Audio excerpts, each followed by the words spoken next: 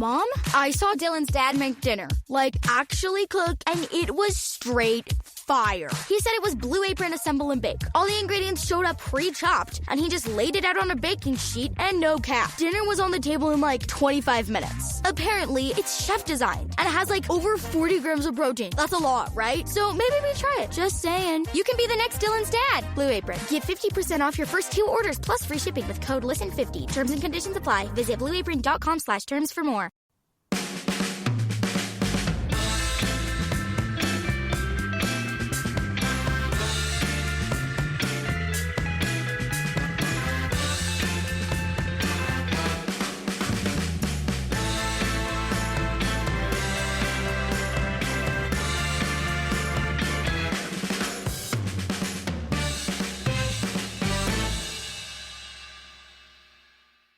All right, Daniel. Well, that was an interesting game, wasn't it? Surprisingly intense for a Europa League match that actually turned out to not change anything at all. It was, the first half was really enjoyable. I was actually thinking at half time that it's nice to watch United thinking this is going to be in some way entertaining or intensifying. Right. Because that's what football is meant to do. It's meant to make you feel fucking alive. Yes. And obviously, it's not part of that is being there, but if you're not there, even so. And yeah, I mean, I enjoyed that first half. I didn't think we played as well as the commentary team on BT and the people in the studio seemed to think that we did. Right. I thought it was pretty dynamic from United. I mean, I think you put it in context. Real Sociedad, they've done okay this season, but they haven't got anyone who'd get near the United side, I don't think. And they've lost their last 2 games. They've gone off the boil a little bit. So this was a game for the taking, and it's obviously a United side that's been improving in recent weeks to a point. So I kind of felt reasonably confident coming into this game that United could actually put up a performance, and for 45 minutes it looked like it. Second half was a bit of a mess. We were just a few players too short as well. Yeah. I think. I mean, so were they, but just in terms of the way United are able to play, I didn't love Beak in the middle and Bruno on the right. Beak hasn't played in how long? Hasn't played well. Weeks, months, years. Donny Van Beak. It's not. He has not. He had that half against Watford, didn't he? When they got fired, he has not had a good game for United. He hasn't. No, which means he's not had a good game in more than 2 years. And, it's completely fair assessment. And so therefore, to put the player who I think is United's best player, Bruno, to put him on the right, and play Beak. Surely, if you're going to play Beak, and I understand first of all why you might play him, because you're hoping with the extra midfield player, you haven't got the thrusts. Whatever, you're trying to have a bit more possession and rely on basically the defence keeping the clean sheet and scoring. And you would expect. And he gets into scoring positions, which is, And United should be good enough to score twice in most games, you would expect. So I understand why he did that, but I would surely you've got to play Bruno in his position and play Beak on the right and hope he makes do. I mean, I wouldn't have done that. No, it's a little odd. And I guess he wanted to get him in the team. It's this. He's played so many of the main players in recent weeks, hasn't he? And especially through this Europa League campaign, that it looks like some of them have got maybe 4 games more than they should have done by this stage of the season. 9 games in October it was, and then not quite as many in November because it's the World Cup. But still, they've played a lot of games, and you can understand why he wants to make some kind of rotation. But he it could just have played didn't quite work. He could have played Elanga, not that he's played a lot or played well. Or is a particularly good player. I just felt like the balance of the team. Apart from he's not very good and never plays and is out of form. Apart from that, what has he done for us? I think that, it makes me I guess, because Bruno's suspended on Sunday. Is he? Right, okay. So, was that why he played Beak there? Because we're getting... See whether he can do anything, That's what we're getting on Sunday. I don't know. I would not do that. I mean, we'll get to Sunday later, but it just occurred to me now. Like, I'd forgotten about Bruno. I forgot. Interesting. Martinez going to miss whoever we play in the double-header playoff in February as well. I was looking at the fixtures for February. Martinez is the double-header. You're getting me excited. Yeah. You're watching. Oh God, I've lost my train of thought now. So I was looking at the fixtures. There's 4 fixtures in February so far. That's what you were saying. Martinez is suspended. There's going to be a lot of games then because there's going to be 6 fixtures in February now, plus probably an FA Cup game if we don't get knocked out in the first round, or maybe even the FA Cup's been moved. Probably has been bumped a couple of weeks. And if we get that, I was going to say League Cup game, but are we already out the League Cup? Have we played any League Cup yet? Villa on Thursday. We're playing Villa on Thursday, aren't we? Right, so there could be a League Cup game. Yeah. I mean, and you just know that in the FA Cup, we're getting a Premier League team at home. Because it always happens. So it's plus our double header against Barcelona, because it's almost inevitable at this point. So I mean, in some ways, I guess financially that's a bad thing. And maybe it's a bad thing for sort of the future of the team, because I want them to get to play in European knockouts. But I think that us and Barcelona are the best teams in this competition.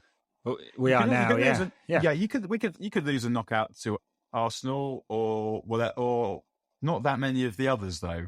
Yeah. I would say so. Well, the changing format has actually made this competition higher quality, I think, because about half of the dross that was in the Europa League is now in the Europa Conference. And this is why they've got this extra round here. So it ups the quality, I think. It ups the quality. I mean, it makes it less democratic, I think. 100% less democratic, yeah. It's like, there's not exactly a good thing, but I would, if Martinez wasn't suspended, I would quite fancy Barca next to get it done. Like, if we play them and we beat them, then we should beat everyone else.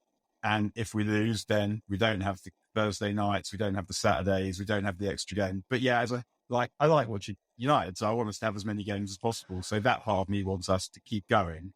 And then I think about the prospect of Lindelof, Maguire and Lewandowski. Although I guess because Varane will presumably come back from the World Cup, play 3 or 4 games and then get injured, so he misses that one. Yeah, we'll see on that one. I'm planning ahead. I mean, it's pretty strategic planning. You've got to do that, haven't you? Anyway, I diverted us back to the game. That second half was kind of weird because the fluency of the first half disappeared. I mean, Real Sociedad came out pretty strongly. And then what did it take, like 20 minutes or so before Ten Hag seemed to like whack the big panic button and throw Harry Maguire up front? So, I mean, just to go back, can we just go back to the first half? Yeah. Because the goal was obviously excellent. Yeah. And I would been wondering about Garnacho anyhow, but I want to make very clear, Ronaldo's pass was not a good pass. It was in his feet. Yeah. And the reason why the second touch was so good was because the first touch couldn't be that good because it was in his feet, and it was the second touch that was brilliant. But what I loved about that goal also, apart from big Bruno Fernandes winning that header on the touchline, was you see as from the angle behind the goal, he has a look before he opts to finish in the way that he does, and he knows what the keeper's doing. I mean, I guess if you finish there, you'll probably score most of the time anyway. But it felt that there was a level of composure. Like Henry always talks about it. You look, he calls it freezing the goalkeeper. And I think Rashford missed one the other day. And Henry said he didn't freeze the goalkeeper, where once you look at the keeper and there's that locking of eyes, the keeper's looking at you, they're not moving. Yeah. And if you then act, the keeper's fucked. Yeah. And it felt like he did that. Like he looked up to see where he was, to plan his finish. And also at that point, basically, and you've scored. So, I mean, your point about the touches was it's really on point, I think, because when I first saw it, I thought the second touch was a bad touch, but actually it's the one to create the space. And if he'd taken a tight second touch, he'd have probably been caught by the defender. And because he wants to go when he gets the ball, he wants to sort of slant towards goal, but the first touch stops that from happening. Yeah, so he has to just go straight, I think, and therefore he ends up having to create that angle for himself. But yeah, I mean. It's funny that I don't know if you saw the BT interview afterwards where we heard, Ten Hag said basically that Garnacho didn't get picked sooner because he was acting up. Yeah, I didn't see that. Is that what he said? He said it before or the game last week, I think. And Bruno properly said it in his interview afterwards. He didn't have to. it just came up. Like, I asked him about Garnacho, and he said, yeah, he would have been the team. Wasn't putting it in training, was being a dick, basically. And it's kind of interesting that, like, the manager and the captain have both dissed him for that thing in public, which makes me interested to know what kind of a twat he was being, because I know what a twat I was at his age without the aggravating factors of talent, fame, and money. Exactly, and expectations. So, yeah, and for him, clearly being too good for the under-23s as well. Clearly outgrown that team and outgrown the team, and has hardly ever played for it. He's basically been accelerated from the academy, and I wouldn't be surprised. I mean, it's happened to a lot of players. They lose focus, and it'll be very much up to him, plus manager, plus senior players, to get him into line if that is a problem. But clearly, maybe this is a signal, right? He's started. That's what they said. His first start for United. Yeah, and it's like good. And it's also pleasing, I guess, that they haven't borne a grudge with him. I mean, maybe he's just too good for that, but. Yeah, that they picked him. But now it's just like there is some very serious competition to play on the left-hand side. Well, he didn't. I mean, partly it was United, but partly Garnacho faded out of the game, and so he wasn't able to sustain it. And it was kind of the same the other night against, I forget who, and he had how much did he put into the game anyway? Not the full game. Sure. Yeah, great point, Ed. Great point. Sharp commentary there. But, anyway, so I mean, I guess that's one of his concerns. And I repeat the point I think I made last time. Actually, we've barely seen any defensive work from him, so that'll be the other thing I'm sure that they're looking at. Can he do the same kind of defensive work that, say, Rashford does do? It's just, I mean, it's just a nice option to have, and I think we'll find that he gets quite a lot better quite quickly if he plays now, because that's what he needs to do. It's not really like he's got the physical speed, he's got the speed, he's got the skills, he's got the composure, he's got the bollocks. It's literally just a matter of playing more football. With better players to elevate your standard and to know. I think that's fair. To do better, and he'd have probably scored a second as well, wouldn't he? But for that slip, because he'd opened up the pitch with the turn, and then fell over. And that was also like his ability to go both ways. That he could go. I'm talking about. I have this thing with a few of my friends that when about commentators when they go, he's got two great feet. Left foot, right foot. And I feel like I was about to do that myself. He can go both ways. He can go left, and then he can go right. And he can go right. Go right. Yeah, exactly. More penetrating thoughts. But that ability to go both ways makes me also wonder if he could do anything on the right. I think maybe he'd need to get a bit more physical to be able to go on the outside, to be that slight and go past defenders, athletic defenders like that. Takes a lot of work, I think. So, but I'm just trying to think. Plus, he'll score more. He'll probably score more goals playing on the left. Yeah, I mean, I know he scored his left peg today, but him cutting inside and scoring with the right was the one he scored in the FA Youth Cup final at the end of last season. Yeah, it's more thinking about where he can get his minutes, which now appears to have become the currency for describing time on the football pitch, not play or get a game. Everything is now measured in minutes. I don't know if that's It is amazing culture, though. As Gary Neville taught us. That's right. That's a joke. Walk away. Think about. But if he can be Anthony's understudy as well, then he's got more options. We'll just get to see more of him. Because currently, when everyone's fit, the front three is Anthony and Martial probably, and then one of them Rashford or Sancho. Yeah, and he's third in line for that position. Yeah. So I mean. Maybe Martial will never be fit, but I felt anyway like we played the wrong front three. And when Ronaldo went through that time, my friend Cal actually messaged me saying something like, "Another chance. If it had fallen to Ronaldo, he'd have buried it." I mean, apparently, thinking of his offside, but he's not a reliable. The chip, the lob. Yeah, he's not a reliable finisher anymore. He's not. I thought that was onside actually, but I don't remember seeing a flag or otherwise. But yeah, he's definitely not. And it just all went in slow motion, didn't it? Your mate could have messaged you while the chip was going up, and finished the message before it came down. As he went through, I thought, oh, he's not. This is almost unmissable. Like how, not because it's such an easy skill or technique or whatever. It's just. not reliant on any of the things that he doesn't have anymore. Right. He's there. The ball's at a nice height. All you have to know is how hard to hit it, pretty much. And I feel certain that you are acquainted with that. I know, right? He got the 9-9 out when he needed a pitching wedge, didn't he? And it's really hard. It was the same. The same was true at the weekend as well. You're searching for what he brings to the team, apart from aggravation and stroppiness. I mean, he's sort of very performatively turned that off now a little bit. He's trying to be all encouraging, which is fine. Like I'm a Jew. Like you're allowed to do teshuvah till your deathbed. You're allowed to return as the direct translation is. For that particular offense, I can accept repentance. So that's fine. Yeah, even just watching us tonight, every time I watch United play, I think if we had a centre forward, then we would hand out some absolute kick-ins. Yeah. I think it's the piece that's missing. Reliable Rashford, fit but can't score. Martial can score, never fit. Ronaldo too old, and it's definitely the piece that needs to come next. I think. On the other, what are you making of De Gea at the moment? Strange, isn't it?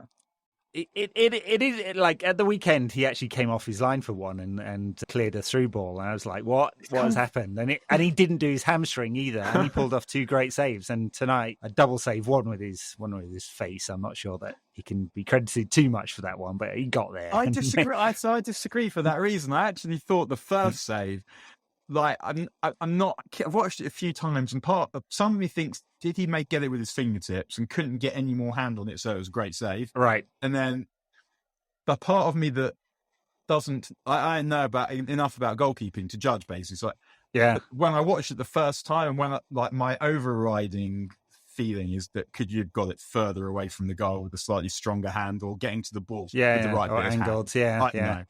But when I saw him get up, I knew because I knew Ronaldo was going to score as well. But I felt like he's going to save this because he was up so quickly, and he's got the fastest reactions of any goalkeeper I've ever seen by miles. No, that's absolutely right. That part of David is still there, isn't it? Yeah, even Chris Turner, 4'5". Can we talk about someone's height? Yeah, No, you're absolutely right about the reactions. They haven't changed. He still pulls off those saves. It's the focus and his all-round game. His all-round game feels out of date. But that's part of the reason. He's trying. He's trying. But it just feels out of date. And then the focus it doesn't mean goes. It doesn't mean we don't want a different goalkeeper necessarily next season. But for now, in terms of how I feel about towards him, because part of me just feels guilty that we ruined his career, basically. And I understand why when you're for your bit, like you're the only really like top level player in the team, why you might lose focus if you're just there. Yeah. It's very easy to say we die playing for United when we've been raised to support United and it's part of our lives. And it's also probably a lie. Ultimately, not that everyone is capable. We've all in our lives tossed off things that are ultimately more important than United. Oh, okay. I wonder where that was going for a minute then. So I love football. I've devoted a lot of my lifetime, money, energy, emotional energy, everything to it. But I also know there's football, and I've done other things. I've tossed off things that were arguably more important than football for football. So I can understand why De Gea lost a bit of focus and stopped being as good when the intensity that he needs and the quality that he needs isn't there. So at the moment, just seeing him trying to be his best is pleasing, I guess.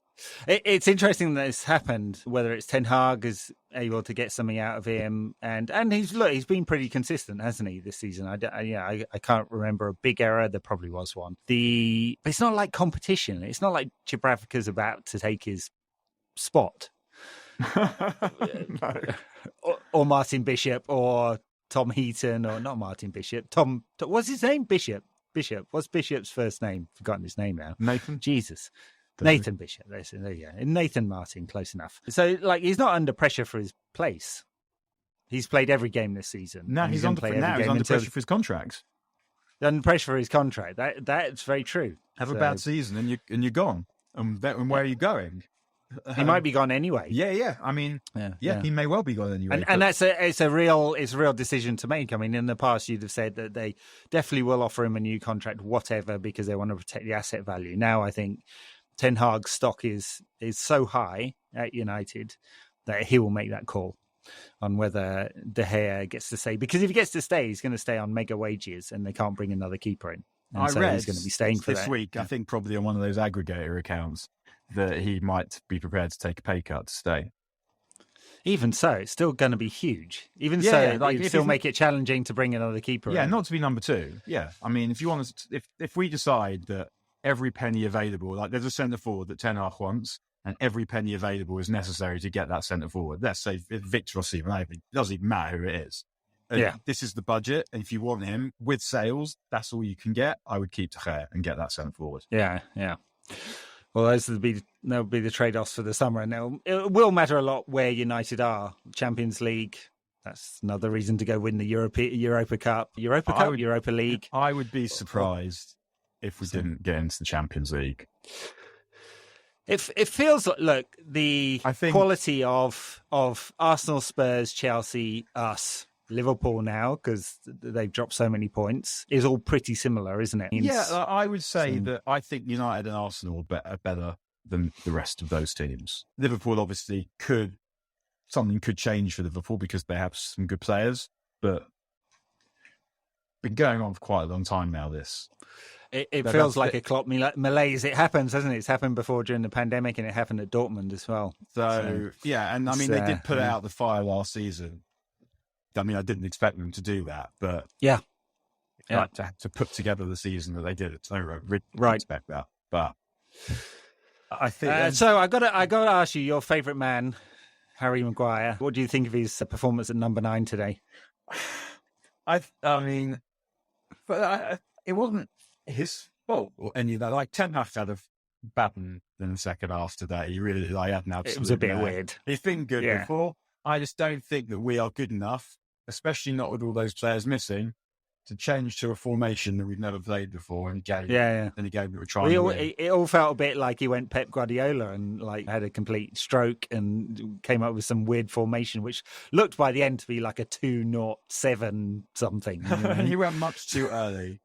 And because, if you think you're better than the other team in football, then you need to football. Make it a game of football until the football isn't working and it's desperate. It wasn't desperate at that point, and I just didn't feel that we had the players. And also, within that, the players weren't in the right places. No, they weren't, because you had Bruno Fernandes getting the ball off the back 2 or whatever it was at that stage, and then giving it to Luke Shaw or Fred or Dallo ahead of him, who were playing number 10, and they were trying to get it into the box. They'll say the tip that, and also, and I mean that's because that's always like with Bruno. And I thought we've seen in the last 2 games that hasn't played that well in either of the last 2 games for various reasons, but he makes goals happen. And the header that he won back today and the weekend, the pass before the pass, but he makes goals happen, and he needs to be in the middle of the pitch because he's the person who wants to have the ball the most. But he still creates as many, I saw some interesting data on Bruno. So he's still creating more chances than anyone else. So the actual shot creating actions or goal creating actions in the team, not in the league. But so he's still the most creative player. He's making far fewer progressive passes than he used to do. And I think that a lot of that's, and it's far safer as well. I don't have a problem. The evolution of the team was always going to mean that, because he was meaning you're having other good players. And it's not all about him. But it does mean he's not that focal point. He was not the soul. He was Gary Barlow, and he's stuck. Ooh, interesting analogy there. And stuck with four Muppets. He can't write songs or sing songs. And no, I agree. Ten Hag went too early with the panic button, also, and Harry Maguire up front just didn't. At one stage, I became Graham Taylor because I'm screaming at my telly here to just knock it, because they weren't even doing that quickly. It was this halfway house. I mean, they didn't do. I mean, I'm sure he told him. Maybe it felt like he probably had told them about playing that formation. They didn't do what he wanted them to do, but they're not good enough for that yet. We're good with the good players in the good positions, in the right positions. And also, I'm sure Eriksen was knackered. But if you're sticking your lummox up front, then you need someone to get them the ball. Replacing him with Fred is not. Yeah. And what he sometimes does, Ten Hag, is he'll make an attacking substitution and a sort of more defensive substitution to try and balance the team. But you can't. I mean, maybe Eriksen was tired and injured, but sending Fred on at that point is like because you're just not getting knockdowns, you're not getting good balls. It's not just the delivery, although it's mainly the delivery. It's also the composure to not panic on the ball, pick the right pass, and move the ball, and still keep playing football whilst trying to hit the big lads. For sure, I'd like to see. I haven't looked at the data. I'd like to see Fred's completion rate on those long passes because I'm going to say it's close to 0. I mean, and also when you win a corner in the last minute, not only do you go short, but you go short to Fredgie. Oh man, that was a real head and hands moment when I saw them going short. I hate short corners. How often does the team score from a short corner? Even less often than they score for a regular corner. And that is 2%, yeah. and then I see it go short and I'm like, oh, fucking hell.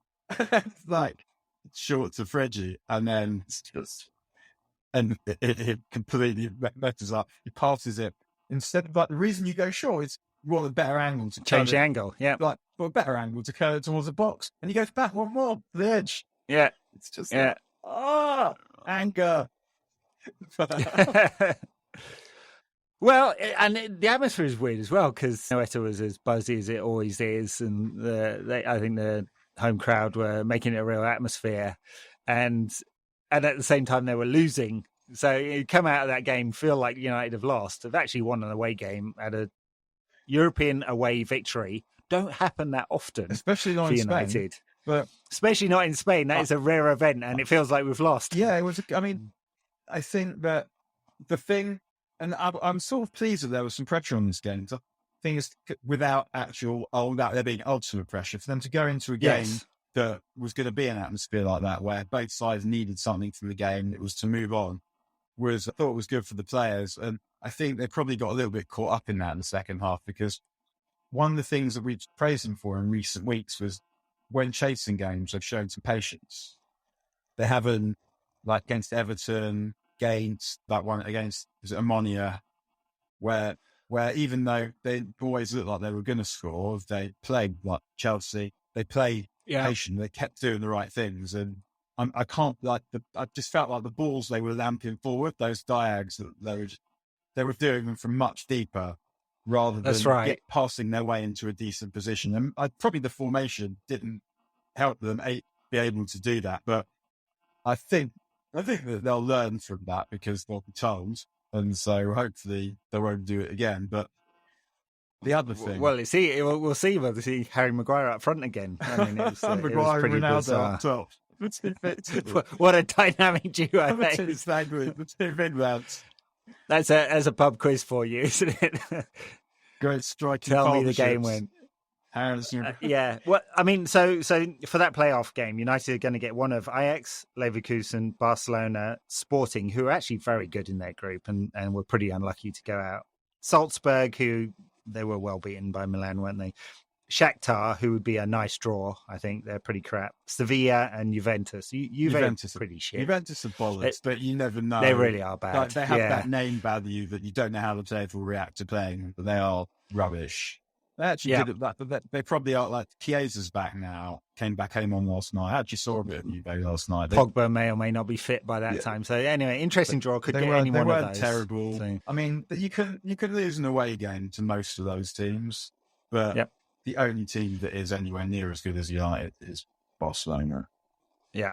One other thing about tonight also though is the time wasting.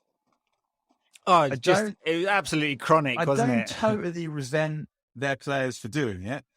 I resent the game for not policing it. The worst I ever saw it was that group that we didn't get out of in 05-06. Villarreal, Benfica, and Lille. Some of the worst football you'll ever see. And in the Fergie era, the only time that I can remember that since we started being good. So from when the players properly got a volley off the away end at the end, where it was like pissing rain. United's midfield that day was Kieran Richardson, Alan Smith, Ronaldo, and Fletcher or something like that. Anyway, there was that one. The thing that I remember about that game, the first time I'd really experienced it, watching United and watching a game and thinking in the end of it, I've not really seen a game of football here. Right. The game, it's so easy to police. All you have to do is have a clock that everyone can see, and it stops when the ball's dead. And if you have to reduce the time of the half, then you do.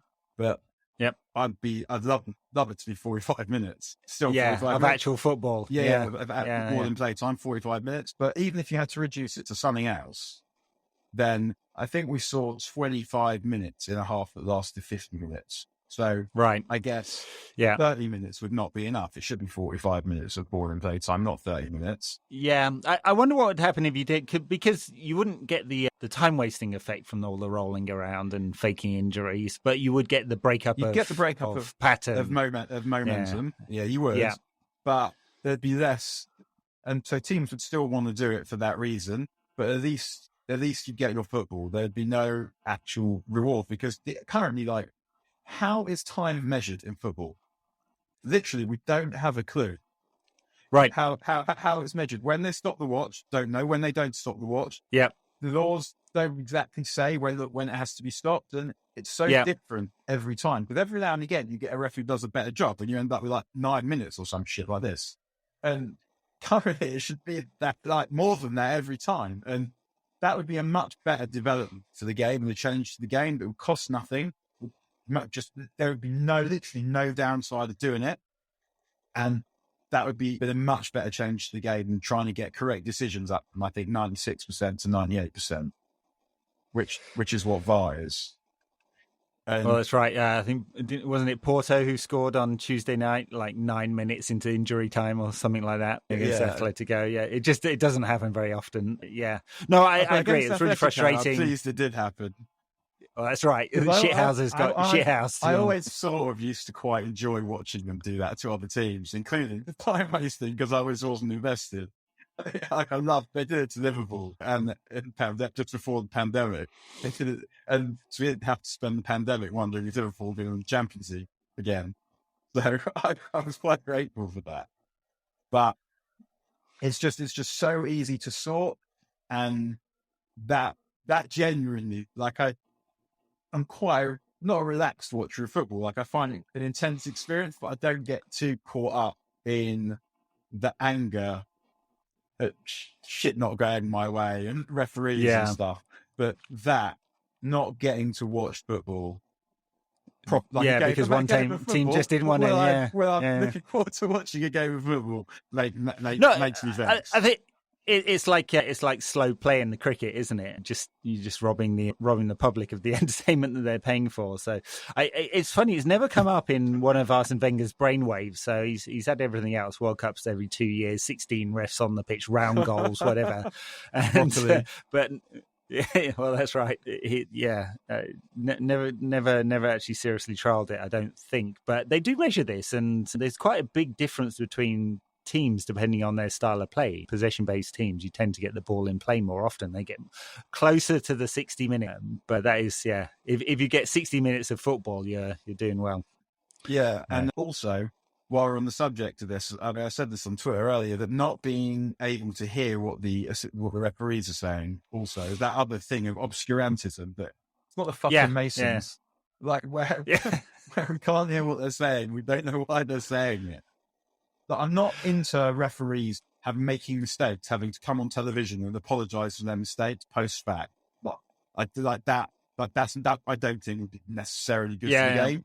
But miking the refs up would be, we'd get a lot more insight, and especially the VAR. Miking the VAR discussion. When you're sitting around for 4 minutes having to listen to Robbie Savage, or if you're in the ground without a clue about what's going on, if you consider football as entertainment and a package and all that, it is better for that. And it works in the cricket, which is more matters of fact, works in the rugby as well. But as long as people know, you have to keep people informed. You can't, at the moment, it's like, it's this big secret. There's this thing. The rugby video ref works extremely well, and they have the audio on. Cricket, they do. They do have NFL, they do it as well. So they did, exactly. Really unacceptable. I mean, so the first 3 months of a ref mic'd up in the Premier League would be not child friendly, let's say. Well, it's on the and internet. they'd learned pretty quickly. They did it. So They did it for an Arsenal game against Millwall in, was it the late 80s, early 90s? Right. And Tony Adams comes out of it as exactly you imagine and hope Tony Adams will come out of it. Right. Brilliant. But it's not about hearing the players. On Tony Adams, by the way, the soccer box is excellent. The Gary Neville show he does. I didn't think it would be good, particularly, but I mean, they're all quite good. But his one is really good. I hard recommended that with some good stories about when Vega comes in and takes him off, and Adams says he's like, Commonwealth to us. He goes, how dare you? Just the way he tells us, excellent. But yeah, what were we saying? It would be better. Yeah, we should be allowed to hear what the referees say. I don't care about hearing what the players say, although it's funny. It wouldn't be. I would be happy for them to do it and not give players punishments for calling the ref and whatever. It's literally just let us hear the decision-making process. And it doesn't even have to be all the time. Like, I don't need the referee having to explain to you why it's given the penalty necessarily. It's when he goes to VAR. Yeah. Well, that would be the start. But I still think even the referee giving instructions as he was today when he's explaining, like, when he booked Martinez for Martinez nearly getting chopped in half. Just the thinking around that would be like not having to explain it, but just hear the instructions. I felt like I knew why he gave that. But the problem is you can't have the dialogue where it's like you can't represent the case for the defence and he'll change his mind. But because it was a good tackle, obviously, in the way we want to see football played. But he did then scissor his leg. And I say but because I'm talking from the referee's point of view. What I mean is and. But the referee would see it as a but. I don't see that it was necessary. So I think you get away with the foul there. It didn't have to be a booking. And it was really... It was kind of interesting one because he did... You're right. It was a scissor on a perfectly good tackle. Otherwise, a perfectly good tackle. No, otherwise. It was a good tackle. That's football. But he did that at the same time the other guy came in 2-footed, so which is the bigger crime? Yeah. I'm not sure I'd pick Martinez to go 2-footed in on. I feel like there'd be some retribution there at some point. He's not exactly that guy, I don't think. I think he's not exactly that, but he's physical. He's an aggressive, physical player. Yeah. But he's not particularly looking to get into a fight. He's not a plastic hard man. No. He's just playing football. If you see what I mean.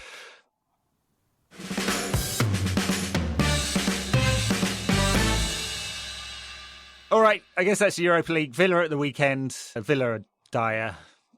I was so looking forward to Steven Gerrard still being the Villa manager, and he's gone and got himself sacked into that.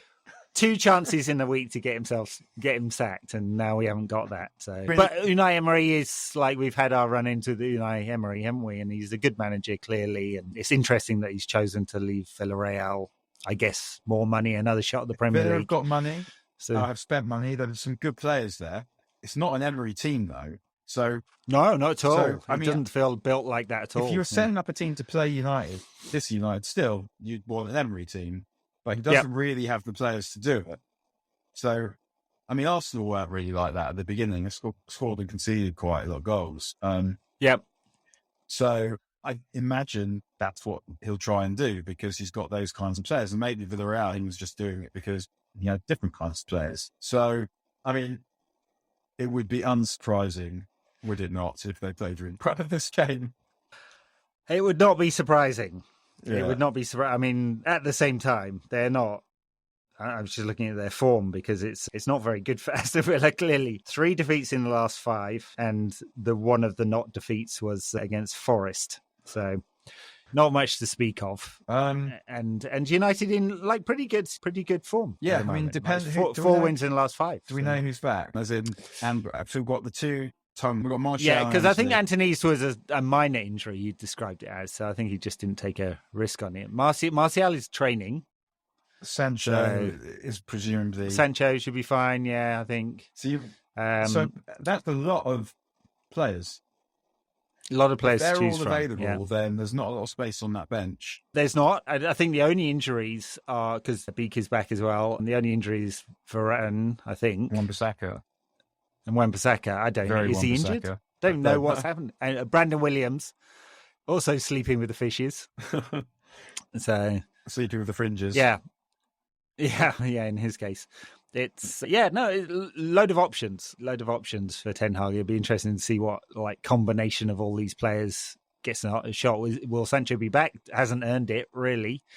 And will Ronaldo be kept in because that'd be a third game in a row? I hope no. I would go. In fact, I don't know who's fit, but assuming Martial's not ready to start, I would go Anthony, Rashford, and Garnacho. Right. Yeah, but that'd be a big call if he picked Garnacho, because he'd be saying Garnacho's moved ahead of Elanga and Ronaldo and Sancho. I mean, it's not that he's moved ahead. It's more to do with the positions. I mean, it's just when you might play Sancho because we don't dependent to how Villa are going to play. But I haven't watched them under Emery. If Villa are going to attack us and leave space in behind, because they've got those kinds of players, and how else are they going to do it? Then I'm going Garnacho. If they're sitting deep, then you might go Sancho, because he's got that ability in confined spaces that, I mean, maybe Garnacho has it too, but more likely to be involved in the play. So I might go Sancho, but so it just depends. I have someone who's watched Villa under Emery. Presumably we have people that do this. We'd probably be able to have somebody the answer has. to that. I'm sure. But, I mean, there's probably some people in Birmingham who've done it. Yeah, I can't be having Ronaldo. No. All right. That's the weekend. We'll backers, stay tuned. We're going to chat about European football a little bit, and everyone else will see you at the weekend. Please.